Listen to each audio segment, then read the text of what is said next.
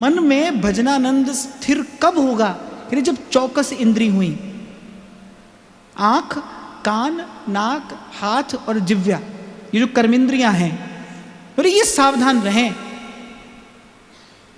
ये जो आप बैठे बैठे चलाते चलाते जाने क्या क्या देख लेते हो, आप जानते नहीं इससे मन में कितना भयंकर विक्षेप उत्पन्न होता है। उस समय नहीं हुआ तो कभी होगा, पर ध्यान रखना होगा।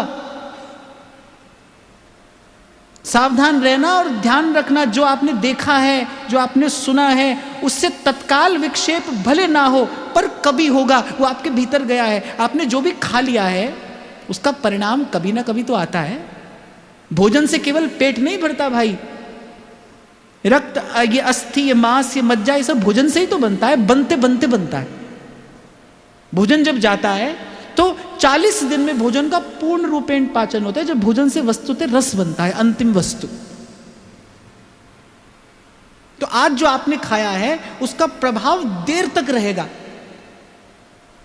खाते ही सिर्फ पेट भरता है, लेकिन ओज तेज की वृद्धि बाद में जाकर होती है।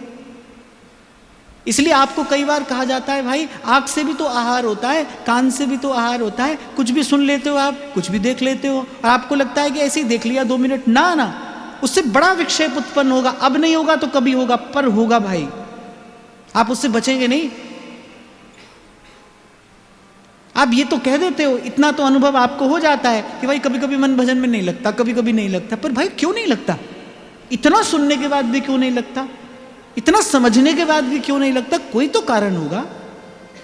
उस रोग का निदान किया जाना चाहिए ना।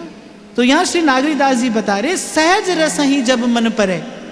वो जब भजन के सहज रस में मन रहता है ना, वो कब? जब इंद्री चौकस हुई। माने बाहर से तो सावधान रहना है।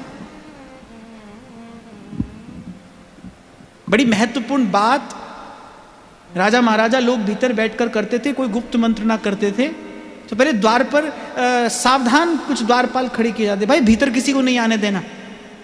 ऐसे अपनी इंद्रियों को सजग सावधान रखा जाता है